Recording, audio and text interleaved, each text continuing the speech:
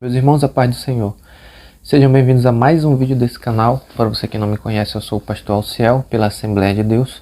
Esse canal tem o intuito de propagar a palavra de Deus, de falar a respeito da Bíblia, da palavra, dos ensinos, né? E eu quero convidar você a se inscrever, deixar o seu like nesse vídeo, se você gostar, compartilhar com alguém a respeito desse assunto que a gente vai tratar hoje. Eu quero tratar hoje de uma curiosidade da palavra de Deus.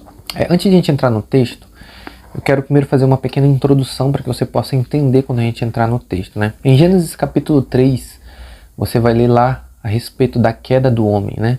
A respeito do pecado de Adão, né?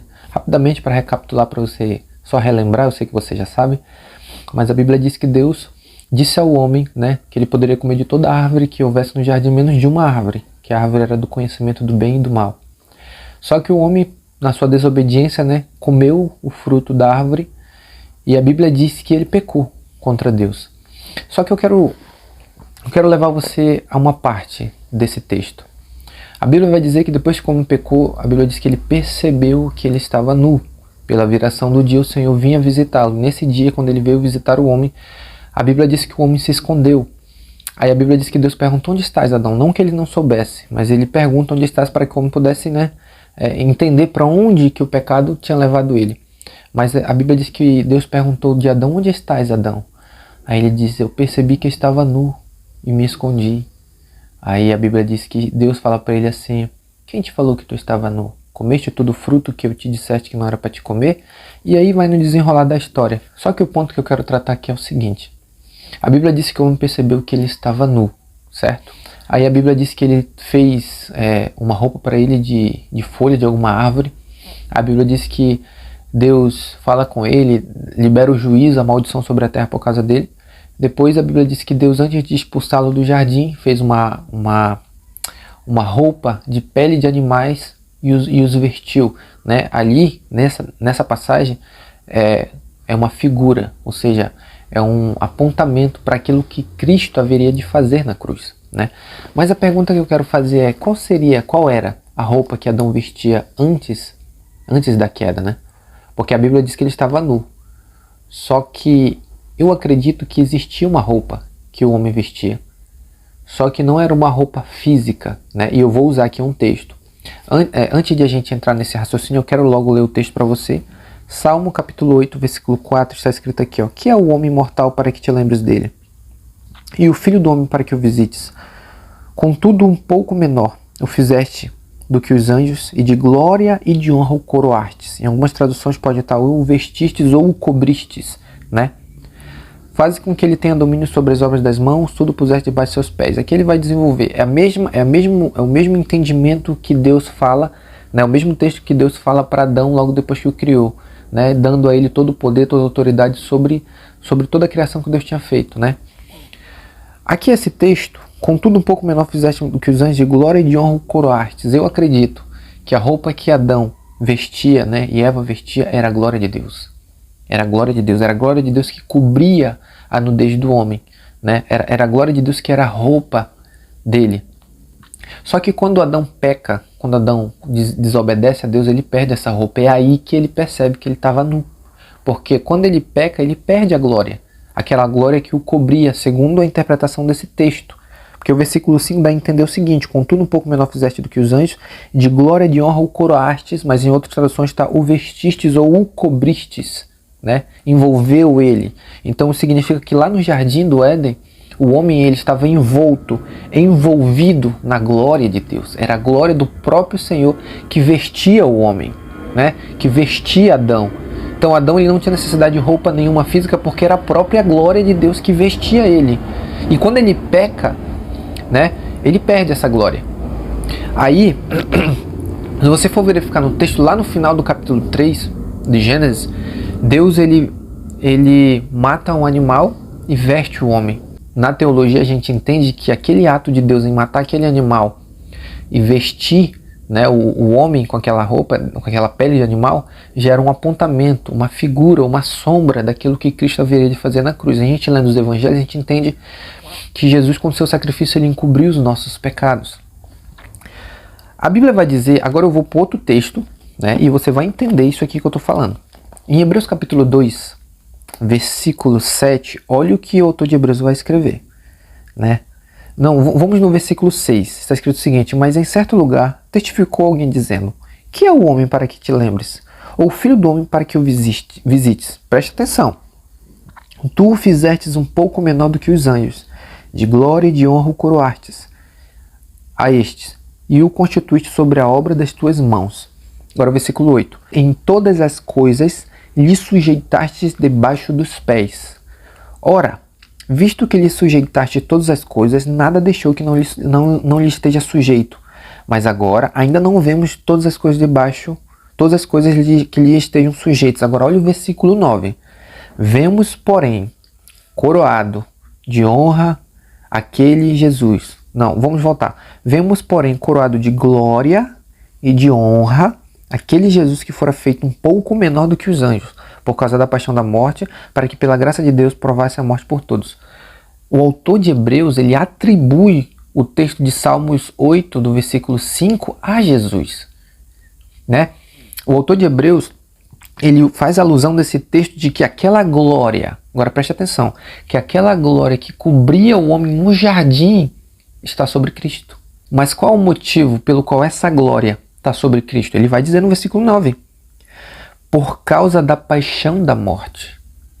Então, o que o autor de Hebreus está dizendo? O autor de Hebreus está dizendo o seguinte: quando Jesus ele morreu na cruz, quando ele se sacrificou pelos nossos pecados, todos nós sabemos, estudantes de Bíblia, de que aquela morte foi uma morte vicária e substitutiva.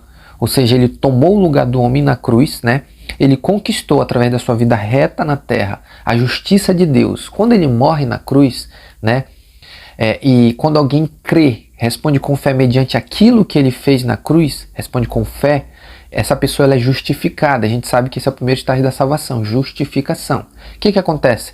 A pessoa que creu, que foi justificada, os pecados dessa pessoa são transferidos para Cristo, a justiça de Cristo é transferida para essa pessoa e ela é declarada justa diante de Deus. Mas não somente isso. O direito que Jesus conquistou mediante a sua vida reta na terra de ir ao céu também é transferido para nós. Então na cruz, quando Jesus morre, ele conquista para nós o direito da salvação e o perdão dos pecados, né? Ele dá a nós uma nova natureza, que é o novo nascimento. Só que não é só isso que ele conquista na cruz, não é só isso que ele conquista mediante o seu sacrifício. Segundo o autor de Hebreus, aquela glória lá do jardim que o homem tinha perdido, ele toma de volta para ele, né? E eu quero fazer menção de um texto lá em João 17:5. Antes de Jesus fazer a sua oração sacerdotal, ele vai dizer bem assim, Jesus ele fala assim, ó: glorifica-me tu, ó Pai, com aquela glória que eu tinha contigo antes que o mundo existisse. Aí eu fiquei pensando, né? Por que Jesus está dizendo que o Pai deve gloriá-lo com aquela glória que ele tinha lá no céu, né, antes que o mundo existisse? Né? Porque lá na eternidade, antes de Cristo se fazer carne, ele já era Deus. Ele sempre foi e nunca se tornou Deus. Ele sempre foi. Ele é um com o Pai, né? Ele faz parte da Trindade, Pai, Filho e Espírito Santo. Ele é um. Ele estava na eternidade com Deus, então ele tinha glória com ele. Só que aqui, esse Jesus, ele está em carne. Ele se tornou homem. Agora, uma coisa é Jesus estar em glória sendo Deus e não estando em carne. Outra coisa é Jesus estando em carne como homem ter glória. Entendeu a diferença? Uma coisa é Jesus em forma de Deus antes da encarnação, ele ter glória. Outra coisa é Jesus estar em carne e ter glória. Por isso que Jesus fala, glorifica-me tu. Eu entendo que é como se o Pai estivesse dizendo, vai à cruz, morre, faz aquilo que a gente já acertou que nós temos que fazer. E quando tu fizer isso, aquela glória lá do jardim que o homem perdeu, eu vou devolvê-la sobre você. É isso. É o que o autor está atribuindo, o autor de Hebreus no capítulo 2, versículo 9. Ele está dizendo o seguinte, bom, nós vemos aquele Cristo. Ele faz alusão ao texto de Salmos 8. Ele está dizendo, aquela glória que o homem foi coberto lá no jardim, nós vemos agora ela sobre Jesus. Jesus na cruz, ele tomou de volta aquela glória que o homem tinha perdido. Entendeu? Agora, você vai entender aquele texto lá de João, Evangelho de João capítulo 1, versículo 14. E vimos a sua glória, como a glória do unigênito do Pai, cheio de graça e de verdade. Ou seja, a glória de Cristo. A glória dele, que ele ia se mostrar a nós, seria aquela glória que Adão tinha perdido lá no jardim. Entendeu? E que glória é essa?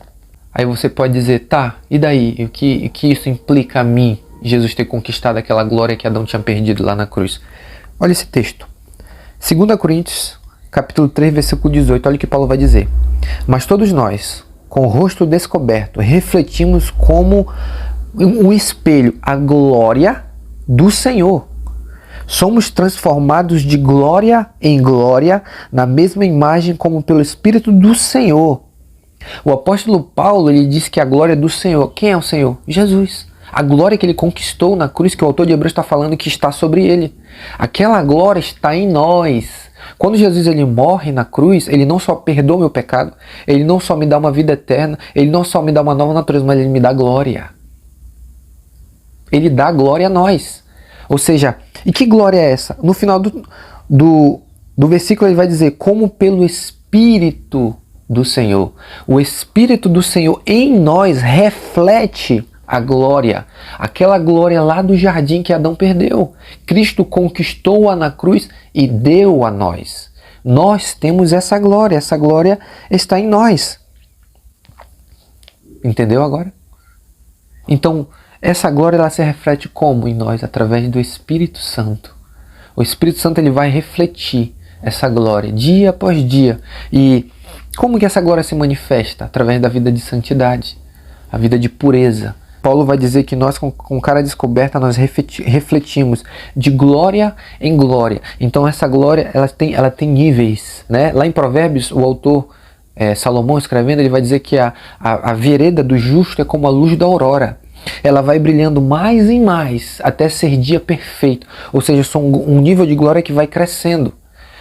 Aí você pode estar dizendo, tá, beleza, tu já me falou que existe uma glória que Jesus conquistou na cruz, né? Essa glória ele deu a nós. Agora eu quero mostrar o seguinte para vocês. Lá em Apocalipse, no capítulo 1, no versículo 10, olha o que João vai dizer. E fui arrebatado em espírito no dia do Senhor, e ouvi detrás de mim uma grande voz como de trombeta que dizia, o que vês escreve no livro e envia às 7 igrejas que está na Ásia, a Éfeso, a Esmirna, a Pérgamo, a Tiatira, a Sardes, a Filadélfia e a Laodiceia. E virei-me, versículo 12, para ver quem falava comigo. E virando-me vi 7 castiçais. Agora olha a descrição. Isso que eu vou ler para vocês aqui é a glória. Jesus aqui ele está em carne, ele é o Deus homem agora, ele não é mais um Deus em espírito, ele é o Deus homem, ele se fez carne. Agora esse que ele vai ver aqui é o Jesus Deus homem manifestando a glória dele diante de João. Olha o que ele vai dizer. E no meio dos 7 castiçais, um semelhante ao filho do homem, vestido até os pés com uma veste comprida e cingindo os peitos num cinto de ouro, e na sua cabeça o cabelo era branco como a lã, e a neve. E a sua cabeça e cabelos eram brancos como a lã, branca como a neve, os olhos e como chama de fogo. E os seus pés, semelhantes ao latão reluzente, como se tivesse sido refinado numa fornalha, e a sua voz como a voz de muitas águas. E ele tinha na sua destra 7 estrelas, e da sua boca saía uma aguda espada de 2 fios, e o seu rosto era como o sol, quando a sua força resplandece. João viu Jesus na sua glória. Nessa glória que o autor de Hebreus no capítulo 2 fala, que está sobre Cristo. Essa glória foi dada a nós temos ela através do Espírito. Por que eu estou dizendo isso? Quando nós chegarmos na eternidade com Cristo, o apóstolo Paulo diz que nós seremos como Ele é, nós vamos refletir essa glória. Nós brilharemos como astros no mundo. Né? Essa é uma curiosidade que eu queria trazer para você. Né? Que eu quero, através dessa verdade, alegrar o teu coração, alegrar a tua vida, de que Cristo, Ele perdoou-se os nossos pecados, nos deu uma nova natureza, nos deu a alegria da salvação, mas Ele não só isso deu a nós, mas deu a nós uma glória, que vai se manifestar na eternidade, né? E será uma glória, eu acredito que muito maior, porque o apóstolo Paulo disse que é de glória em glória. Eu acredito que essa glória, a cada tempo que nós passarmos, ela vai aumentando, ela vai crescendo, não tem limites, ela será muito maior do que a glória que Adão tinha lá no jardim. Será uma glória mais poderosa, com efeito muito maior do que aquilo que Adão tinha lá no jardim. Né? Jesus, ele conquistou não somente as nossas almas, ele não só perdoa os nossos pecados, mas o que é mais magnífico e estupendo é que ele dá a nós glória. Ele dá a nós glória. Ele nos reverte de glória para que nós sejamos como ele, brilhemos. Né? Tem coisa mais linda e mais bonita do que isso? Um Deus Todo-Poderoso, que não só se satisfaz em perdoar os nossos pecados, que já seria o suficiente. O Filho dele morrer na cruz pelos nossos pecados já seria suficiente. Nós já teríamos a vida eterna, o perdão dos pecados, estaríamos bem. Mas não, ele diz, não quero dar só isso a eles. Eu quero dar também a eles glória. Eu quero fazer com que eles sejam semelhantes a mim. Eles brilhem como astros no mundo, na eternidade, comigo. Isso é glorioso. Eu espero que você tenha sido abençoado com essa palavra em nome de Jesus.